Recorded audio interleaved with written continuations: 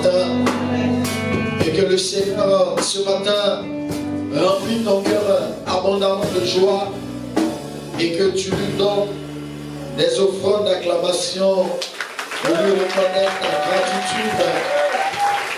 Maintenant, dans le nom de Jésus-Christ de Nazareth. Alléluia. Vous savez, quand on dit on acclame le Seigneur, on va chercher à regarder quelqu'un. On va regarder le peuple qui acclame le Seigneur.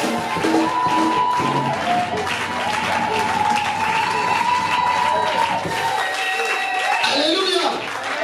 On dit acclamer le Seigneur quand tu fais regarder les gens. Est-ce que le Seigneur est derrière là-bas? Il est devant ici. Donc quand on dit acclamer le Seigneur, regarde quand devant on regarde Jésus-Christ de Nazareth. C'est ce qu'il te faut.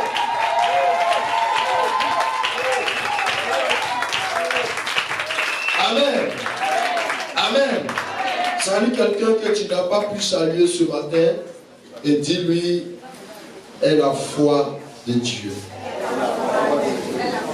Voilà, salue quelqu'un tout près, loin de toi, dis-lui, est la foi de Dieu.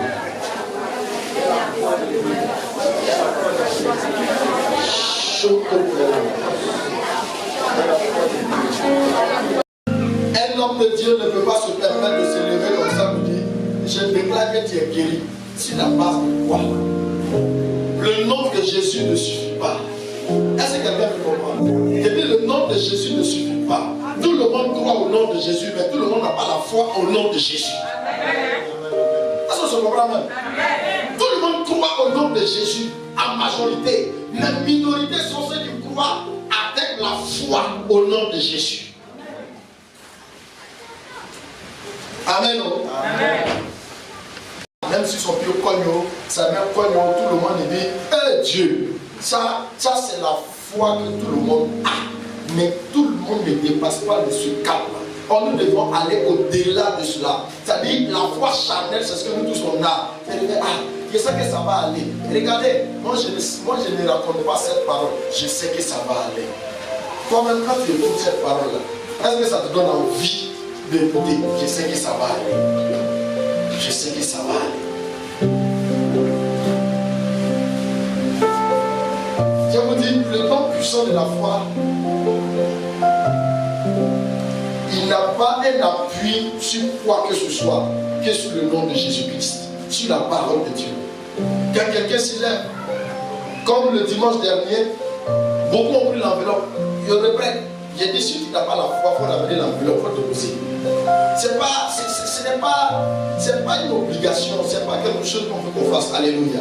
Parce que la foi, le don puissant de foi que je souhaite que tu manifestes, je veux que ça demeure en toi par l'action que tu veux poser. Je vais vous répéter quelque chose. D'autres ont apporté des dons à l'église pensant que le retour, Dieu allait leur donner ça. Mais tu oublies que Dieu peut ne pas te donner, mais il va donner à ton enfant, il va donner à ton frère, il va donner à ta soeur. Quand nous lisons Actes chapitre 16, le verset 31, il dit, crois et tu seras sauvé toi et ta famille. Donc tu vois, toi tu peux croire. Et puis la situation peut ne pas changer dans un premier temps chez toi, mais ça peut changer à côté de toi dans la vie de quelqu'un. Donc ta foi que tu manifestes n'est pas une foi qui est reliée à toi seul. C'est une foi puissante qui va aider beaucoup de personnes, qui va sauver beaucoup de personnes, commençant par toi-même dans ta maison, autour de toi, dans ton travail. C'est tellement pour ton mari. Ton mari peut ne pas croire en Jésus, mais ta foi peut bouleverser la vie de ton mari. Ta femme peut ne pas croire en Jésus, mais ta foi peut bouleverser la vie de ta femme. Alléluia. Je parle du don puissant de la foi. Bien-aimé, cette foi-là n'est pas guidée par des humains. Cette foi n'est pas faite par des motivations personnelles ou par des motivations des hommes. Lisons Matthieu 27, verset 39 à 40. Je disais la semaine dernière, je vous ai dit que la foi, le mot foi, c'est la force qui opère dans l'impossibilité. Alléluia. J'ai dit le mot foi, c'est la force. C'est-à-dire une force divine. La force de Dieu. Sinon la puissance de Dieu qui opère dans l'impossibilité. C'est-à-dire quand on parle du don puissant de la foi, nous on ne sait même pas comment ça va se faire. Mais nous croyons que cela se fera. Alléluia. Alléluia.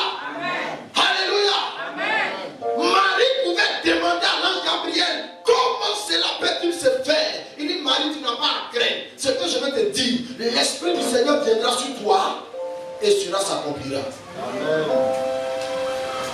Alléluia. Amen. Moi je ne sais pas, mais le degré de la dimension de ta foi sera la dimension de ton miracle. Amen. La dimension de ta foi sera la dimension de ton miracle. Amen. Tu veux que le Seigneur fasse des choses extraordinaires dans ta vie, il faudrait que tu commences à manifester une foi extraordinaire. C'est-à-dire une foi. Nous on appelle ça la foi de fou. C'est-à-dire c'est une folie. La personne se lève ce matin, il n'a pas à manger, mais il a soulevé ce qui lui laisse parler dormir à Dieu. Vous pensez que c'est parce qu'il est bête? Il n'est pas bête. Il sait ce qu'il cherche. Il sait sur quoi il s'appuie. Alléluia. Amen. Alléluia. Amen. Tu penses qu'on se réveille le matin, il se réveille, le passage se réveille, il dit, on dit, ce cas qui est devant toi, on a tout fait. On a tout fait, mais il n'y a rien. Et puis le passage il est fou, il se réveille le matin, il dit, bon, moi je crois qu'il sera bien. Alléluia. Ce n'est pas de la folie humaine, c'est une folie surnaturelle. Alléluia. Matthieu 27, le verset 39 à 40. On peut lire ça? Moi je vais lire ma version.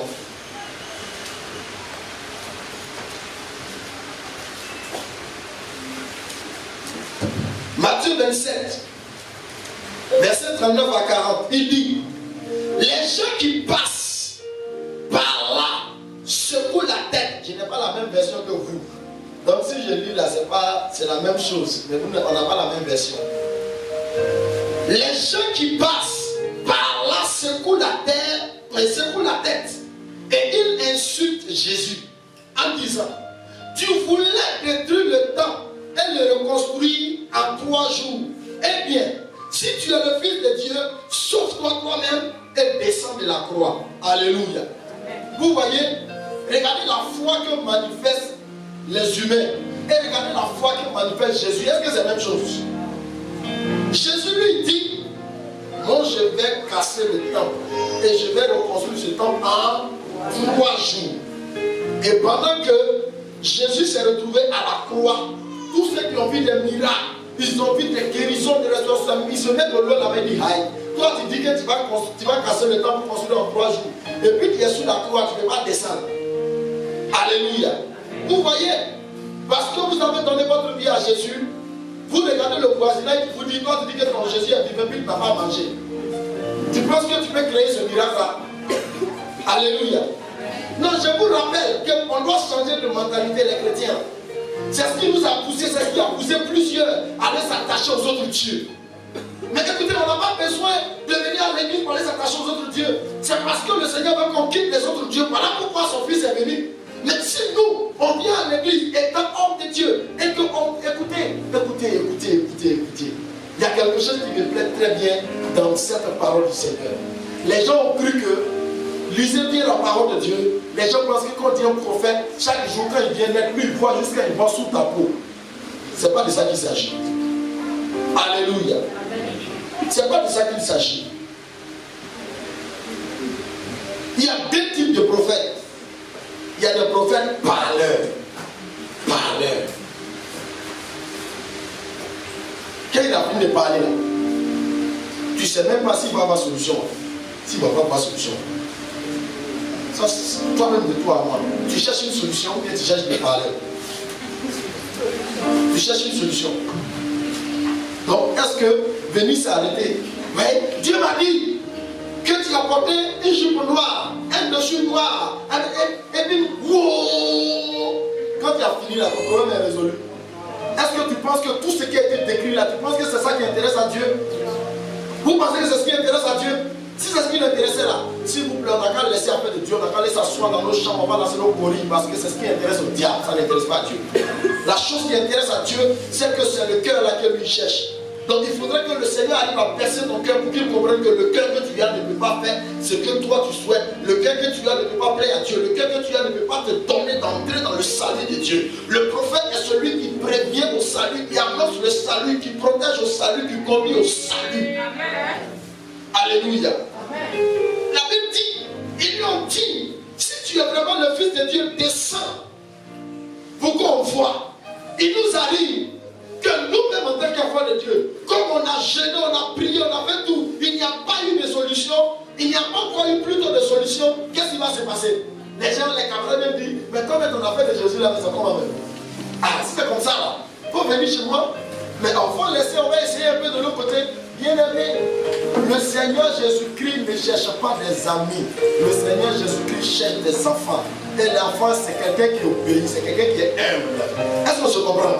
Le Seigneur Jésus-Christ ne cherche pas des amis. Il cherche des enfants. Parce que l'image de l'enfant, c'est l'humilité, c'est l'obéissance. C'est pourquoi on nous appelle enfants de Dieu. À quelques temps plus tard, il dit que je n'ai plus besoin des enfants, mais j'ai besoin des fils. Les fils, c'est ceux sur qui il peut compter. Des personnes à qui on peut confier l'héritage. Voici ce qu'on appelle fils. Le fils, c'est celui qu'on peut confier l'héritage, qui peut bien gérer l'héritage. Est-ce qu'on se comprend? Est-ce qu'on se comprend? À un enfant, on ne confie pas l'héritage, mais c'est à un fils qu'on confie l'héritage. Pour que tu puisses manifester le puissant de la foi, il faudrait que tu te retrouves dans ces guillemets-là. Il faudrait que tu sois un fils. Dieu te bénisse. La Bible dit Jésus n'a rien dit même, il n'a pas répondu à ça. Alléluia. Il dit aucune réponse ne leur est parvenue de Dieu. Rien n'est de Jésus.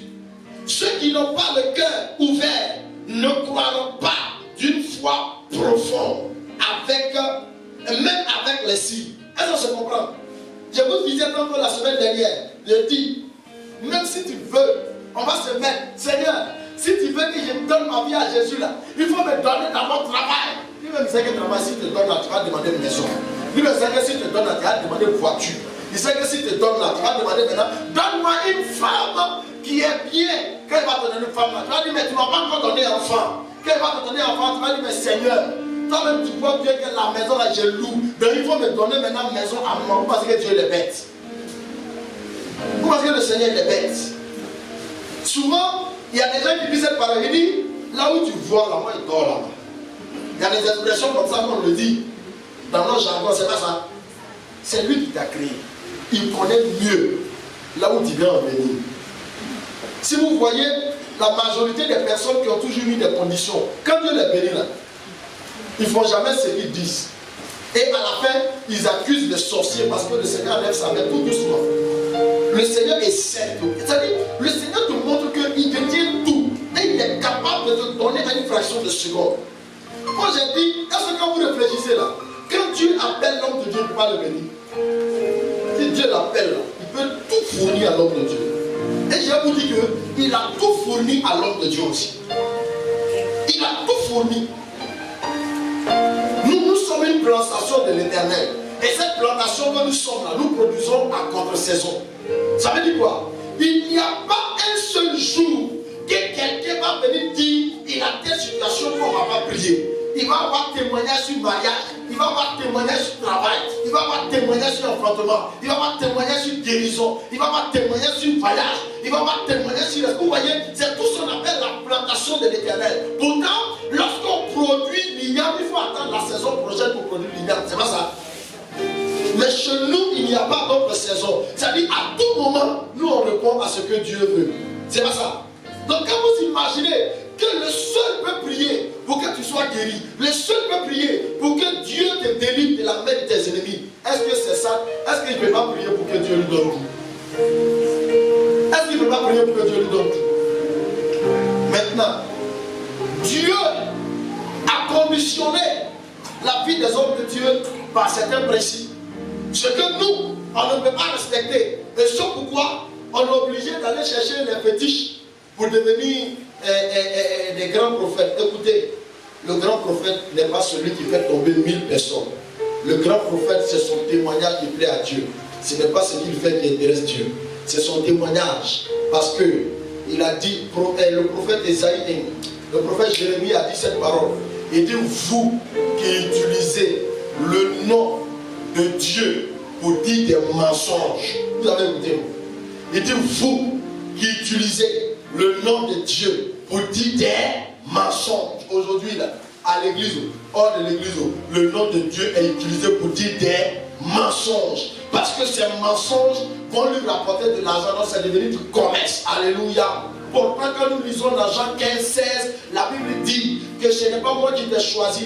Et ce n'est pas toi qui m'as choisi. C'est moi qui t'ai choisi. Je vous dis, vous qui êtes venus à l'église, c'est vous qui avez choisi Dieu. qui avez choisi Dieu. C'est lui qui vous a choisi. C'est pourquoi il a conduit quelqu'un vers vous pour vous parler de Jésus. C'est pourquoi il vous a conduit dans un endroit pour que vous entendez parler de Jésus. Et c'est pourquoi il vous a convaincu de vous convertir à Jésus.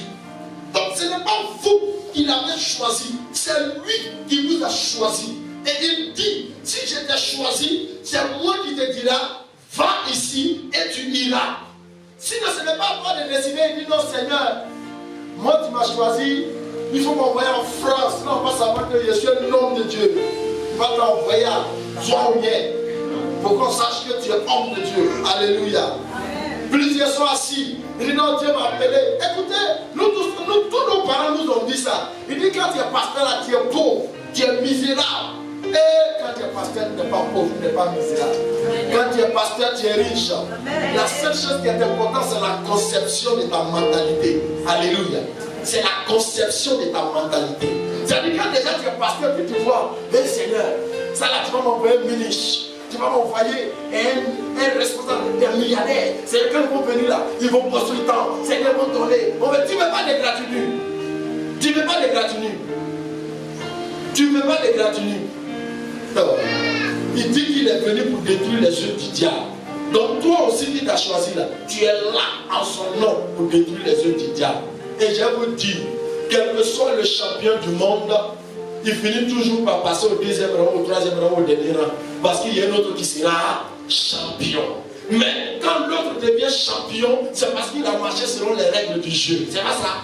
La Bible dit, chez nous, il dit si tu cours en suivant les règles de la course, tu seras couronné. C'est que tu attends que tu auras quoi? Tu seras champion. Alléluia. Bien-aimé, si tu veux être champion, il te faut la foi puissante pour être champion. Parce que la course ne s'arrête pas. La course que nous sommes dedans s'arrête quand on est. Écoute-moi bien. Là où tu as échoué n'est pas le problème de Dieu pour l'instant. Là où tu es tombé n'est pas le problème de Dieu pour l'instant. Ce qui intéresse à Dieu, c'est que tu te relèves. Lui, il veut que la fin soit meilleure. Il veut que la fin soit bonne. Alléluia. La Bible dit que le commencement n'est pas un problème, mais c'est la fin qui est le problème. Aujourd'hui, la Bible dit encore que les premiers seront les derniers et les derniers seront les premiers. C'est pas ça? Avant, nous, on pensait que c'était comme à l'école. On dit, bon, si tu te mets premier là, tu seras dernier là. Donc, il faut te mettre derrière. Puis ça se met derrière. Dans le cas spirituel, ce n'est pas comme ça. Écoutez-moi bien. Tu peux être la première personne à avoir venu à l'église évangélique de la voix de Dieu. Tu as invité 10 000 personnes. Et les 10 000 personnes peuvent partir au ciel et toi tu as resté. Est-ce qu'on se comprend? Est-ce qu'on se comprend? Pourquoi? Parce que toi tu penses qu'à ce moment-là, tu as 15 ans de conversion, 20 ans de conversion. Pourtant, tu n'as rien, tu ne connais rien. Ça veut dire que tu es derrière, mais tu ne te rends pas compte. À cause de quoi? À cause de ce que tu penses pouvoir marcher selon Dieu, ou tu marches selon toi-même. Tu ne sais pas. Alléluia. Amen. Alléluia. Amen. Dieu m'a fait la grâce. Dieu a fait la prophétie aussi dans ma vie. Alléluia. Amen. Dieu m'a fait la grâce. Et puis, l'institut dans laquelle je suis en train de faire mon master m'a commandé d'enseigner les pasteurs de licence. Et je suis parti trouver des doyens, des papas même. Ça veut dire quand tu les vois, je suis leur fils. Alléluia.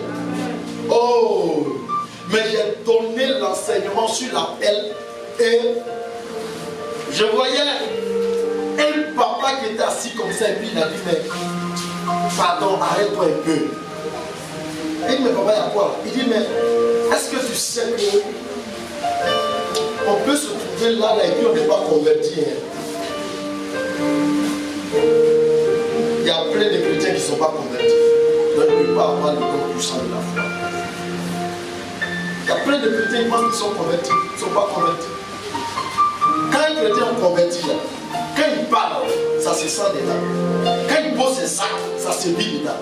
Quand il pose ses actions, ça se vit dedans. Quand un chrétien n'est pas converti, là. Et Dieu nous sauve. Ceux qui n'ont pas le cœur ouvert ne croiront pas Messie. Nous pouvons retenir Luc 16, verset 27. Luc 16, verset 27 à 31. Luc 16, verset 27 à 31. Ce verset est simple. On parle du pauvre Lazare et du riche. Alléluia. On parle du pauvre Lazare et du riche. Le pauvre Lazare et du riche. Amen. On connaît tous l'histoire. Le riche avait voulu que Père Abraham donne l'ordre à Lazare de se retourner dans ce monde quand les deux étaient morts, pour venir dire à ses frères que l'enfer existe, le paradis existe. Donc il faut venir dire à mes frères, ils n'ont qu'à changer de vie et ils n'ont qu'à donner leur vie au Seigneur. Alléluia. Et le Père a dit que même si on l'envoyait là, ils ne vont même pas changer. Parce qu'ils ont les Moïse, ils ont les prophètes, ils ont les pasteurs, ils n'ont qu'à les écouter seulement. Alléluia. Alléluia. Est-ce que tu penses que tes pleurs ou bien tes murmures peuvent changer le plan de Dieu? Ça ne peut pas changer le plan de Dieu. La chose qui doit changer, c'est toi-même ton plan qui doit changer pour marcher dans le plan de Dieu. Alléluia. Romains 10, 17. Romains 10, 17. Romains 10, 17.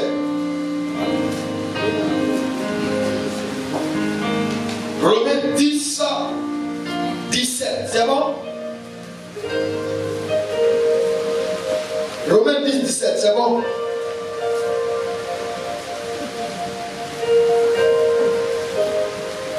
Romains 10, 17. Il dit quoi? Ainsi la foi vient de ce qu'on entend et ce qu'on entend vient de la parole de... Moi je lis ma version.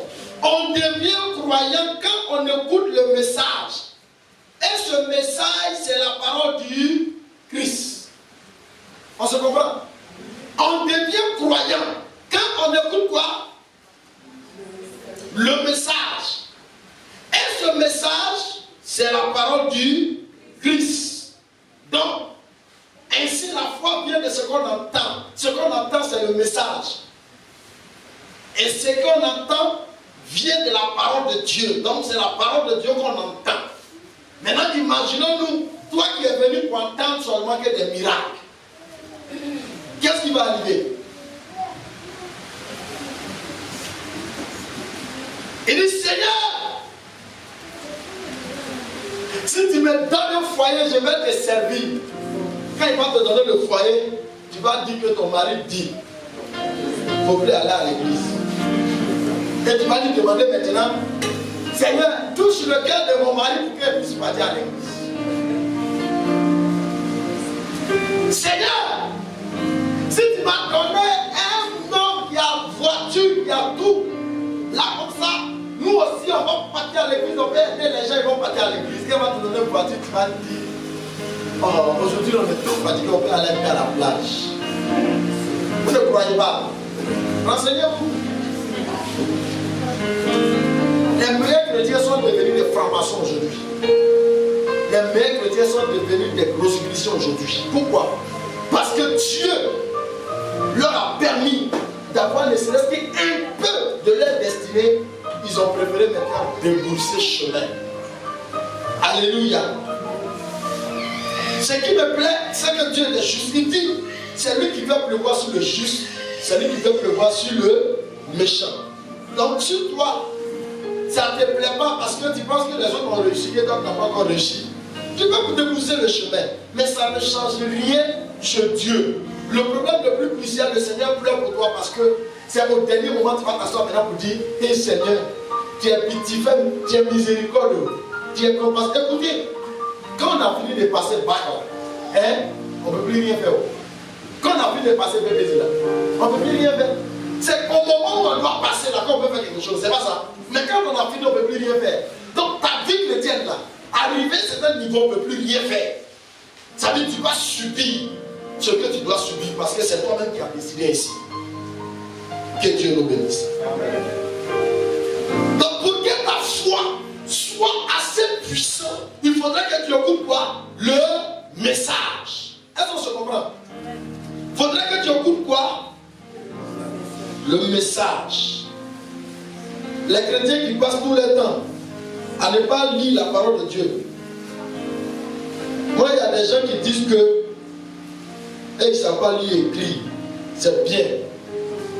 C'est pas mauvais. C'est pas votre faute. C'est pas vous qui avez décidé ainsi. Mais vous avez le temps de regarder la télévision jusqu'à 2h, 3h du matin. Mais vous n'avez pas le temps de prendre la Bible et commencer à dire Seigneur, fais-moi lire ta parole. Parce que je veux manifester une foi authentique avec toi. Vous n'avez pas ce temps. Mais ta vie chrétienne va durer pendant combien de temps? Parce que je vois dans ce monde-là, dans tous les domaines, dans tous les secteurs, on fait toujours des recyclages. Je vois toujours les gens vont dans des séminaires, dans des conférences, ils vont dans des trucs. Les gens, écoute, ta vieille compréhension de la Bible depuis 1990, là, on n'est pas dedans ici. La vieille compréhension de 1984 de la parole de Dieu, là, c'est pas ça. Ta vieille compréhension de la parole de Dieu étant avec le missionnaire, ce n'est plus ça. On dit le pasteur n'a pas droit à faire un chant. Moi, le jour où le Seigneur m'envoie en moi, je vais faire mon chant. Le pasteur n'a pas droit, écoutez, Dieu fait chaque chose à son temps. Dieu prend un temps pour te forger, former, pour t'établir, pour te mettre dans les garde-fous, avant maintenant de libérer certaines choses avec toi, pour que tu puisses avancer. Alléluia. La seule chose que Dieu déteste, c'est que ta foi ne soit pas sur les matériaux, mais que ta foi sur lui. Pourtant aujourd'hui, là, si tu vois un chrétien te dire Seigneur, souviens-toi ça que sa foi est sur quelqu'un. Tu sais que telle personne-là, ça là, je l'ai vu, je suis sûr qu'il va me faire quelque chose. Ce n'est pas de cette foi-là qu'il s'agit. Cette foi dont je parle, c'est de croire sans voir. Avec les yeux physiques, mais avec les yeux spirituels, c'est possible. Je vais vous donner une prophétie de Jean dans le livre d'Apocalypse. Quand vous lisez dans le livre d'Apocalypse, il dit, il voyait des choses qui sont étranges. Et ces choses avaient, comme on appelle les trucs d'avion là, c'est quoi, hélice, non? Comme on appelle, non? Il dit, ils avaient des choses qui tournaient, mais avec le visage des humains. Jean, en son temps, il ne connaissait pas ce qu'on appelle avion de guerre. Et aujourd'hui, au fur et à mesure que nous progressons dans l'électronique, nous allons voir que tout ce que Apocalypse disait, c'est réalisé et se réalise. Aujourd'hui, quand vous voyez certains avions, là, vous avez l'impression qu'ils ont des yeux. C'était une prophétie. C'était une révélation. Donc sa foi lui donnait la prophétie de Dieu de ce que lui-même il ne connaît pas et il n'a jamais vu. Mais c'est ce que Dieu dit. C'est touchant de voir le chrétien qui dit je suis convaincu de ce que Dieu m'a dit. 2 jours, 3 jours après, il est découragé. C'est touchant. Mais celui qui t'a mis, et comme on appelle le tuyau de la foi, il est toujours là pour t'apporter le message, pour que l'essence demeure toujours dans son moteur, pour que le moteur continue toujours de fonctionner.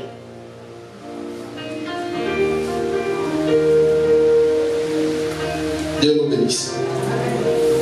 Il dit c'est Dieu qui donne la capacité de croire. Est-ce qu'on se comprend? C'est Dieu qui donne la capacité de croire. Et pour que tu aies la capacité de croire, il faut que tu entendes le message. Si toi, un enfant qui se réveille chaque matin, il voit que son papa est toujours en train de limer sa maman avec pied gauche, pied droit, pied gauche. L'enfant, là, quand il sort, il va à l'école, là. Quand il voit les autres aussi, il met encore. Lui aussi, il fait la même chose parce qu'il reproduit ce qu'il a vu. Est-ce qu'on se comprend même?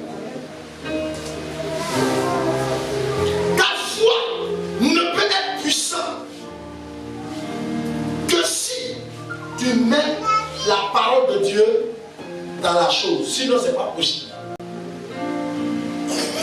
Mais cette foi dont je parle, ce n'est pas le fait que toi-même tu vois une voiture en train de venir, tu dis non, moi j'ai la foi.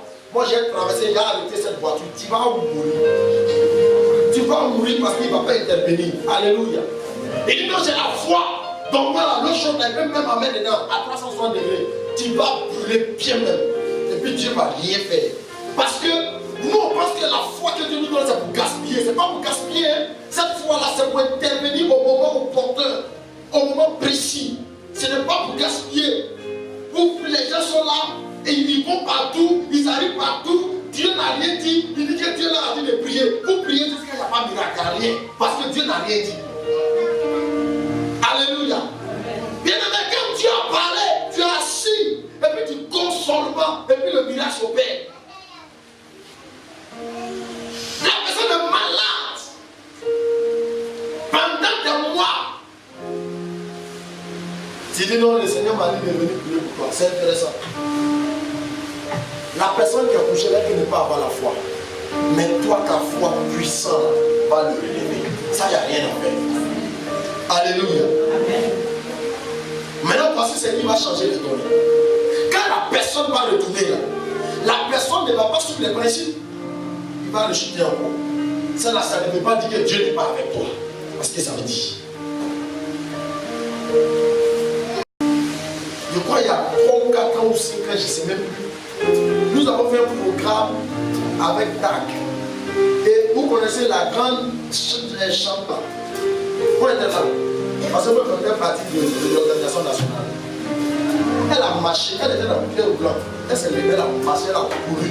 Elle a couru, mais partout. Tout le monde était content. Donc vous savez, Dieu te connaît plus que toi-même. Il sait que tes fétiches là, tu ne vas pas abandonner. Il sait que tu vas crier, oh Seigneur merci, mais tu vas retourner dans la même chose. Mais il vient de prouver à tout le monde qu'il a la capacité de faire ce qui est au-delà des hommes. Et je crois un an après, j'étais parti prier pour une dame qui était dans le coma à Popoti, Tanga. Moi je savais, je ne retrouvais pas la chambre. Donc la première chambre que je suis rentré dedans, j'ai trouvé cette femme couchée là, paralysée encore et puis dans le coma. Et j'ai trouvé à côté d'elle un enfant de peut-être 4 ans, 5 ans qui avait un suffisant rénal. Je voulais sortir et l'esprit m'a dit de prier pour l'enfant. Je suis venu, j'ai prié pour l'enfant. L'enfant ne bougeait pas, et quand j'ai prié, l'enfant a bougé. Bon là, moi je ne le connais pas. Il dit à sa maman, il faut continuer de prier. Moi je suis sorti. Je suis sorti, je suis arrivé dans la chambre où je devais partir. Et j'ai trouvé cette femme de plus de peut-être 60 à 70 ans dans le coma. Mais la chose la plus merveilleuse, c'est que cette femme elle est méthodiste. Par la grâce de Dieu, quand j'ai prié, on a fait près de 40 minutes de prière et elle a touché. Elle est revenue à la vie. Et cette femme-là, elle vit encore maintenant. Elle a le poste, elle n'est pas commode, elle n'est plus retombée encore dans cette histoire de coma. Quand elle est réveillée, un mois après, il y a 2 cadavres dans sa famille. Ils sont tombés. Mais écoutez, quelle est la dimension de la foi que tu prends pour aller face à la situation? Il y a des gens qui prennent la foi de colère pour aller prier. Ça, c'est quelle foi ça? Non. Comme ils m'ont dit que Seigneur, Dieu là, si tu n'as pas fait, Seigneur, je dis là, je ne dis pas ici, tu vas rester là-bas. Parce qu'il ne fera pas. Il ne fera pas parce qu'il ne va pas opérer ce miracle pour te faire plaisir. Mais il opère le miracle pour que des gens soient sauvés. Ce n'est pas pour te faire plaisir. Hein. Quand le Seigneur opère le miracle, ce n'est pas pour te faire plaisir. C'est pour que la multitude et les milliards sachent qu'il est vraiment vivant, il n'est pas mort. Est-ce qu'il a eu besoin de nous pour être ressuscité? C'est nous qui avons prié pour qu'il soit ressuscité. Franchement, c'est nous qui avons prié pour que Jésus soit ressuscité. Vous savez pourquoi Jésus est ressuscité? Hein? Même dans sa mort, il avait la foi.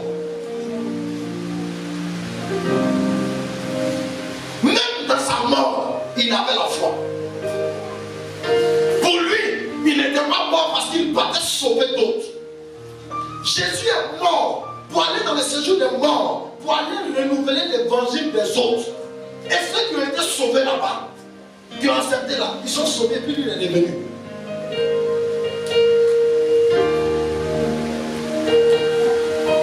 Il est parti leur donner l'évangile avant de devenir. C'est quelle foi ça? C'est quelle foi? La Bible dit qu'il était dans le bateau. Est-ce que Jésus n'est pas dans ton bateau? Est-ce que Jésus n'est pas dans ton bateau? La Bible dit qu'il était dans le bateau avec les disciples. Mais malgré qu'il était là, il a fait comme ça.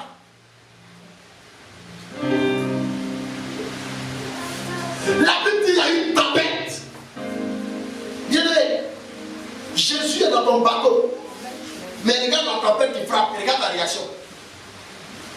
La tempête est venue, ils ont soulevé les voiles. Ils ont tout fait. Mais la Bible dit, la tempête persistait.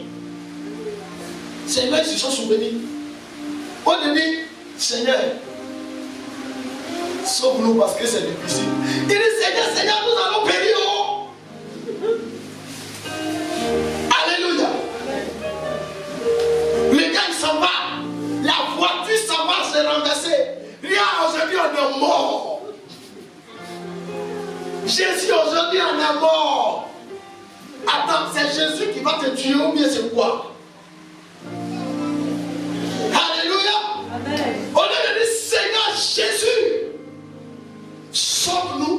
Il dit Seigneur Jésus, aujourd'hui, on est mort. Donc, le nom que tu as dit là, c'est pour accomplir la mort là que ça vous sauver. Alléluia. Amen. Je vous donne une forme de prière de foi. Tu n'as ni terrain, tu n'as ni maison. Tu te lèves et puis Seigneur, donne-moi l'argent, je vais construire une maison. Comment cela peut se faire même? On dit Seigneur, donne-moi une maison. Quand tu as terrain là, on dit Seigneur, donne-moi l'argent pour construire ma maison sur mon terrain. Vous voyez la prière, non? Donc regardez un peu comment nous faisons nos prières. Tu n'as pas terrain, tu n'as pas maison, tu n'as pas l'argent. Tu fais la prière, tu dis Seigneur, donne-moi l'argent, je vais construire une maison. On dit Seigneur, donne-moi une maison. Ça dépend de lui maintenant. S'il veut, il te donne l'argent pour payer la maison. S'il veut, il te donne la maison devant toi. Mais quand tu lui dis, donne-moi une maison, je vais construire une maison, tu es sûr que tu as fait bien ton devis. Tu es sûr que tu as fait bien ton devis. Est-ce que tu as fait bien ton devis? Bien, mais je parle de la foi. La foi est le puissant don de la foi. La Bible dit, la femme samaritaine a dit quoi? Elle a pas une tsunamite. Elle a dit à son mari, comme le prophète passe toujours ici, tu as vu notre maison qu'on a là. On a qu'à construire au-dessus de la maison pour donner à l'homme de Dieu, puis on va équiper. Vous avez vu comment ça y est, non? Si elle n'avait pas de maison, elle avait dit, on a qu'à prendre l'un de nos terrains, on va construire dessus pour donner à l'homme de Dieu. Est-ce que vous comprenez? Est-ce que vous comprenez? Mais elle n'a rien de tout ça, elle ne peut pas dire qu'on a qu'à le construire. On construit comment? Est-ce qu'elle vient à la foi? Prenons Marc 20, verset 23. Et Marc 11.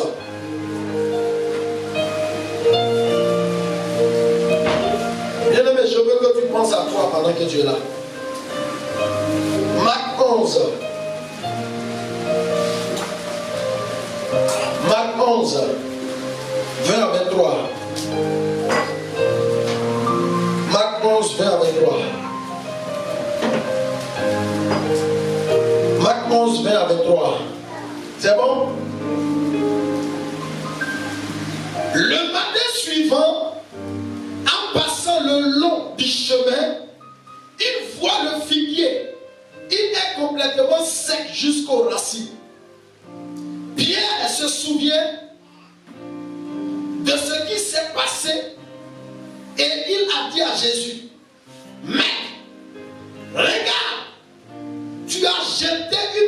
malédiction au figuier. Il est devenu sec. Alors Jésus dit à ses disciples, croyez en Dieu. 23. Supposons ceci. Quelqu'un dit à cette montagne, va-t'en et jette-toi dans la mer. Je vous le dis, c'est la vérité. Si cette personne n'hésite pas dans son cœur. Je vous dis, on dit cette personne ne doute pas, non?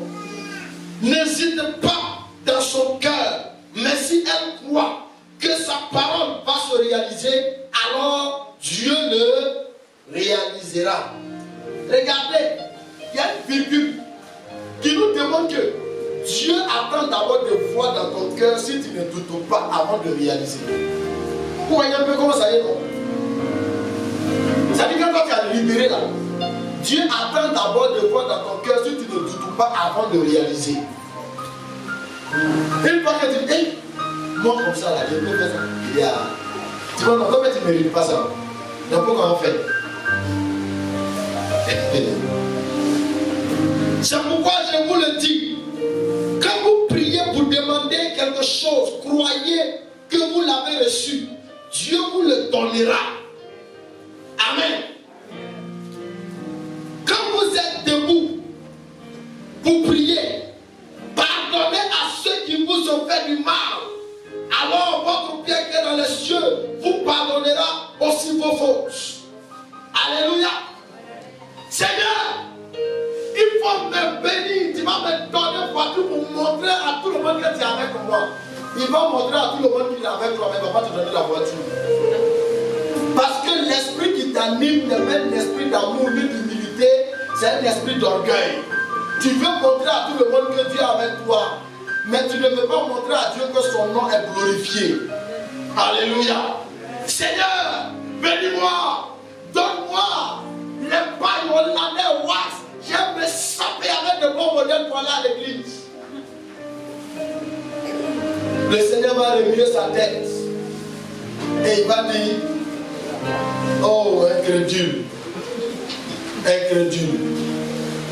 Les gens pensent que l'incrédulité là, la première facette, c'est ce que nous voyons comme des païens qui ne croient pas en Dieu. Mais la deuxième facette, c'est que ce sont les chrétiens eux-mêmes sont incrédules. Ils sont aussi à l'église, mais ils sont incrédules. Parce que tout ce qu'ils demandent à Dieu est conditionné. Est-ce qu'on se comprend? L'incrédulité, dans un premier temps, on voit, on parle de Jésus, il n'a pas accepté, il ne croit pas, c'est incrédule. Ça c'est bien. Le deuxième point, c'est celui qui est assis à l'église qui fait semblant d'entendre, mais il n'entend pas. Et tout ce qui l'intéresse, oh Jésus, bénis-moi. On dit prier pour les autres, lui il est là, Seigneur, bénis-moi. Tu sais que hier je n'ai pas mangé, non? Seigneur, tu as vu que ça fait des jours, comme c'est comme ça fait 3 jours. Regarde mes enfants, ils n'ont pas mangé. Donc Seigneur, si c'est comme ça, je ne vais pas à l'église. Il ne faut pas partir à l'église. Il ne faut pas partir à l'église, ça ne va rien changer. Le problème là, tu seras la même personne qui va courir encore pour venir. Quand tu vas te poursuivre, tu vas te lever, oh Seigneur, prends pitié de moi. Mais tu as oublié que hier tu as dit que tu ne vas plus à l'église. Alléluia. Quand tu disais hier que tu ne partais plus à l'église, tu ne sais pas que tu venais tout à l'heure de dire à Satan que je suis revenu à toi. Tu ne savais pas. Nos paroles sont opposées. Une fois qu'on dit à Dieu que quand tu n'as pas fait ça, je ne fais pas ça, tu viens d'ouvrir la porte pour dire à Satan, tu peux faire pour toi parce que je suis revenu à toi.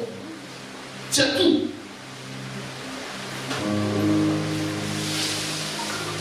J'ai vu des chrétiens.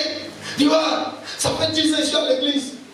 Écoutez-moi bien, par moment et en majorité, ce n'est pas l'église qui est le problème. Ce n'est pas le temple qui est le problème. Ce n'est pas le pasteur qui est le problème. C'est toi-même qui es ton problème. Parce que tu veux que Dieu n'a qu'à marcher selon toi ton comportement. Dieu ne peut pas marcher selon ton comportement. Tu veux que Dieu n'a qu'à marcher selon toi ce que tu penses, selon toi ce que tu dis. Mais Dieu ne peut pas marcher selon ce que toi tu penses, selon ce que toi tu dis. Dieu, ce qu'il veut, c'est que tu deviens comme lui veut. Tu deviens comme lui pense. Tu deviens comme lui souhaite. Et il fera maintenant ce qu'il doit faire pour toi. Mais quand toi, dans tes calculs, ouais Seigneur, tu vois, toi tu vois quand je dors là, tu vois plus là, ça me tape. Ça tape mes enfants. Au nom de Jésus, Je maudis l'esprit familial de pauvreté. Non, non, non, non. Et quand tu viens dans le plus profond de toi, ne prie pas comme ça. Prie plutôt pour dire Seigneur, que tout effet d'orgueil, d'hypocrisie dans mon cœur soit enlevé. Que toute pensée méchante soit enlevée. Et une fois que tu deviens comme ce que le Seigneur veut, tu n'as plus besoin de dire Seigneur, tu vois que ma maison, tu dis Seigneur, je te rends grâce parce que je crois que tu me bénis. Alléluia. Alléluia. Alléluia. Amen. Il y a une chose qui est vraiment beaucoup compliquée. Les chrétiens pensent que le fait d'avoir voiture, maison, tout ça là, ça dit on est béni comme ça. Ce sont des besoins. Ce sont des besoins. La véritable bénédiction, c'est la paix dans ton cœur, la paix dans ton âme, la paix dans ton esprit. C'est ça qui est la bénédiction. Si tu as voiture, tu as tous les biens de ce monde, que tu n'as pas la paix dans ton cœur, c'est une bénédiction ça. Est-ce que c'est une bénédiction? Quand tu compris pour les gens pensent que, quand il dit qu'il veut travailler, dès qu'on a prié dans un travail qui te sert de ton bas, et puis le travail là commence à marcher pour l'attraper. Or, le premier signe que tu dois comprendre que le Seigneur a exaucé la prière, c'est le fait que dans ton cœur tu ressens la joie, tu ressens la paix, et que tu te sens libéré dans tout ton être. C'est la première des choses qu'il faut ressentir. Mais si tu n'as pas ressenti ça, que le travail là, bien vrai, Seigneur, il tombe, moi il te donne. Je te donne pas beaucoup de jours. Moi je te donne un mois. Tu vas voir que tu vas retourner. Parce que celui qui détient, qui a le pouvoir sur toi, tu n'as pas encore relâché. Comment toi tu vas avancer? C'est pas possible. Alléluia. Est-ce que quelqu'un peut avoir le puissant don de la foi? Est-ce que quelqu'un peut avoir le puissant don de la foi? Amen. Quand Jésus est allé sur le figuier, il avait faim. Il voulait trouver à manger, il arrive, le figuier n'a pas de fruits. Il a dit non, toi tu es arrêté ici, tu fais quoi? Comme tu fais rien ici, tu es maudit. Personne d'autre ne va manger ton fruit. Alléluia. Est-ce que nous on peut dire ça? Hein?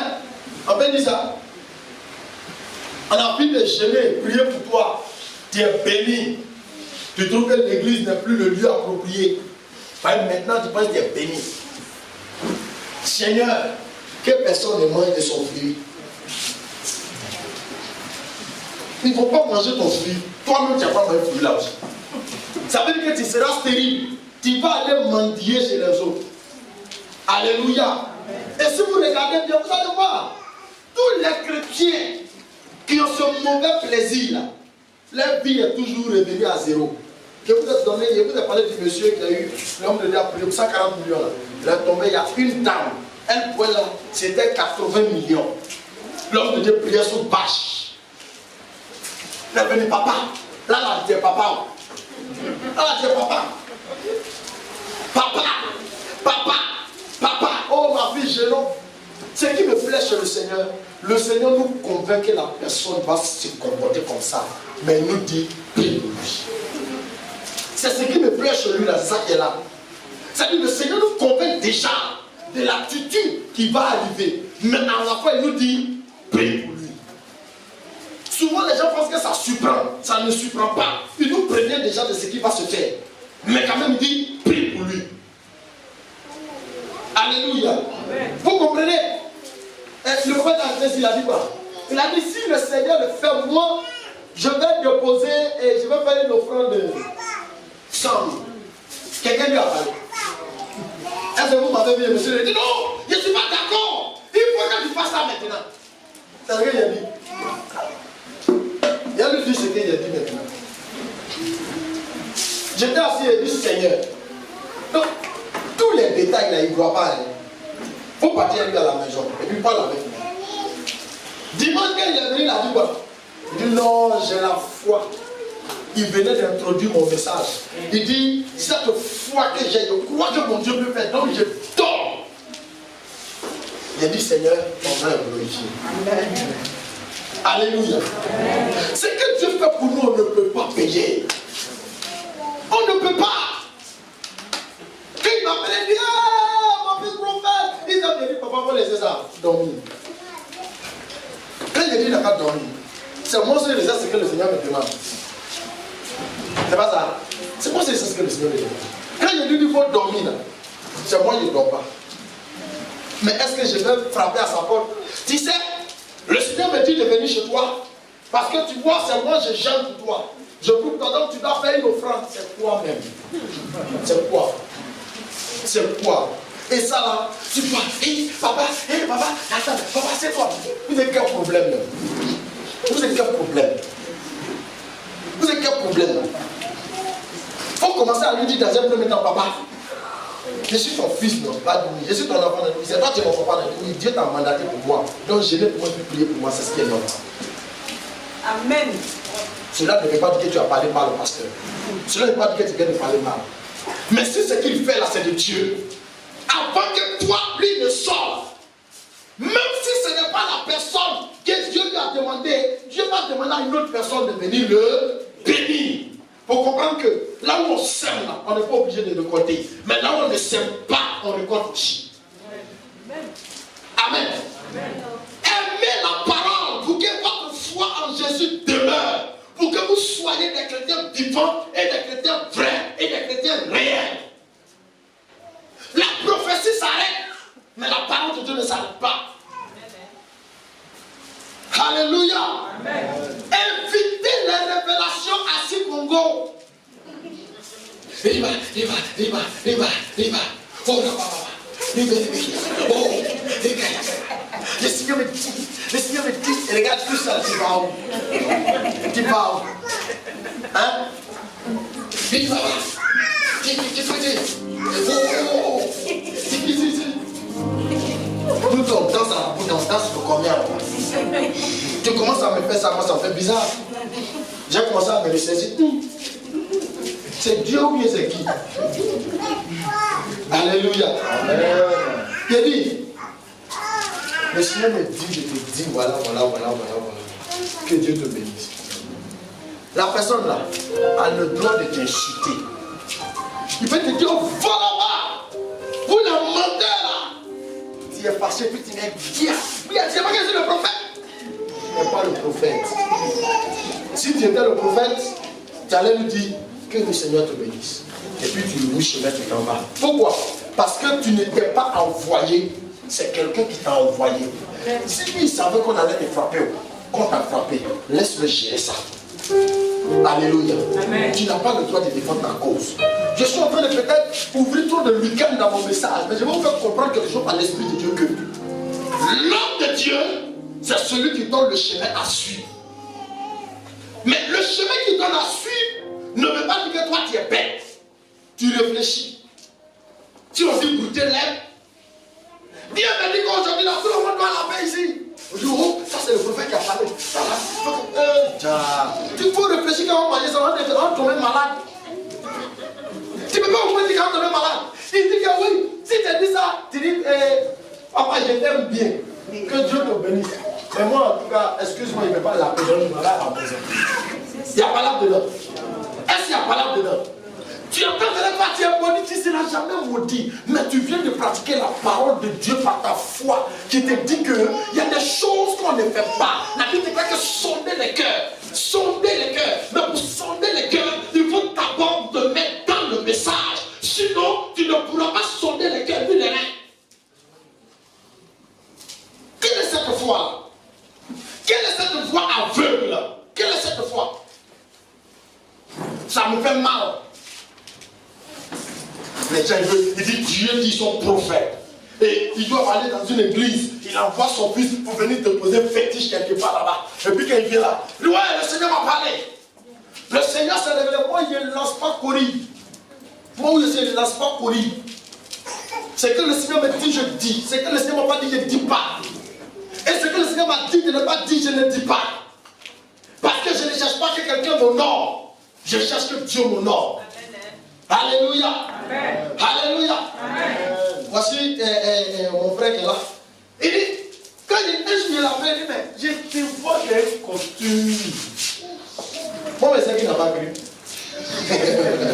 Parce que c'est trop truc pour lui. Il dit, mais please, je te vois qu'il y a un costume. Le costume, c'est bleu nu. Comme genre, tu es dans un bureau, façon là. Mais bon, on va prier le Seigneur. Je dis pour le costume là. Amen. Alléluia. Amen. Tu portes le costume là. Il dit, le prophète là, il est précis.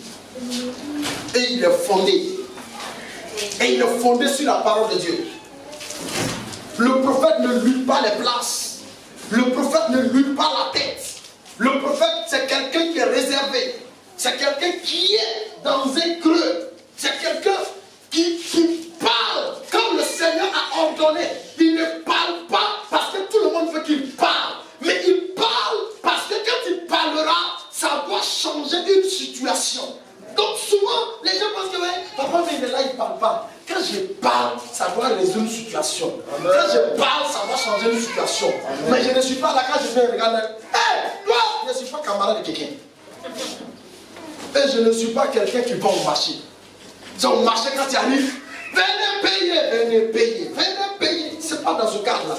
Je peux rentrer ici et puis ne pas parler à quelqu'un. Il ne faut pas te déranger, hein? Je n'ai pas affaire à toi. Mais je suis venu à celui qui m'a envoyé.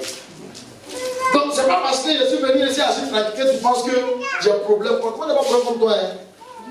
Je n'ai pas de problème contre toi. Alléluia. Je n'ai non plus aussi un problème qui me tracasse.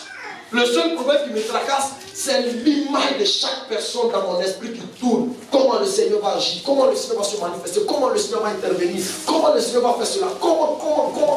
C'est ça qui me tracasse, ce n'est pas le problème de quelqu'un. Alléluia. Alléluia. Alléluia. Dis donc, David prêche. David prêche. Oh, laissez ça. Laissez ça. J'ai dit, je te parle d'avoir le don puissant de la foi. Amen. Le don puissant de la foi peut opérer des miracles dans ta propre maison sans que tu ne le vois. Amen. Il y a des gens quand ils prient, la situation change mais ils ne voient pas. Pourquoi? Parce que ce qu'il veut voir, c'est que lui, quand il a prié, quelqu'un devait l'appeler. Allô, viens, j'ai un sac d'argent pour toi. Mais comme il n'a pas vu ça, il dit ça ne change pas. Pourtant, tout le monde le regarde et puis on dit, aïe, mais tu commences à prier. Tu ne comprends pas, mais il y a une lumière sur toi. Hein? Mais tu ne sais pas que c'est cette lumière-là qui va attirer ce que tu dois avoir. Mais toi, tu ne vois pas. Tout ce que tu vois, c'est truc. Écoutez-moi bien, oh, si tu es venu à l'église pour te marier, il n'y a pas de mariage ici. Mariage, ça est dans le monde là-bas. Alléluia. Amen. Si tu travailles, tu es venu chercher, il n'y a pas de travail ici. Travail, ça est dans le monde là-bas. Soyons rassurés de quelque chose. Ne laissons pas. C'est ce que ça cause, j'ai dit l'évangile qu'on a prêché en 1990, 1984, là, ça n'est plus ici. On est en 2019. On n'est plus dans cette vieille évangile-là. Si tu es au dehors, si Dieu dit tu vas te marier, tu vas te marier. Dieu te dit ça. Donc tu n'as pas besoin de venir t'arrêter ici. Seigneur, tu attends quand pour me donner un mariage là. Même si tu étais au dehors, s'il dit tu vas avoir mariage, tu vas avoir mariage. Quand tu étais au dehors, si tu dois travailler, tu as travaillé. La différence, et que quand on est à l'église, c'est le fait d'avoir la chose et de sécuriser la chose. Amen. C'est le fait d'avoir cette grâce-là et puis de la sécuriser. Sécuriser comment? Avoir des principes de base, des principes de marcher avec pour durer longtemps. C'est le fait que cette sécurité va t'amener à ne pas pratiquer certaines choses qui vont te nuire vers la fin. Mais la chose qui fait que toi et moi, nous sommes à l'église et que moi aussi j'ai abandonné mes diplômes et puis j'ai arrêté ici, là, c'est que ton âme part à Jésus. C'est que ton âme part où ça? À Jésus. Si ton âme ne peut pas aller à Jésus, je te conseille d'aller te promener. Parce que ça sera une perte de temps où tu es assis ici, là. Toujours tu vas venir à l'église, Seigneur, pourquoi moi-même, toujours je vais te prier. Quand je vais te prier, je ne comprends pas, mais ma situation ne change pas. Ce n'est pas le Seigneur qui vient prier. En fait, tu es venu faire ce qu'on appelle donner. Monnaie. Ça dit, tu viens à l'église, Seigneur, comme matin, je suis venu, je suis assis ici, là. Ce qu'on va faire, tu vas m'envoyer un ange, et puis là, il va me visiter aujourd'hui. Il faut qu'aujourd'hui, tout le monde sache que tu m'as visité. Il va visiter là-bas. Pour que tout le monde sache que lui, il était ici. Et il ne viendra pas ici pour que tout le monde sache que toi là,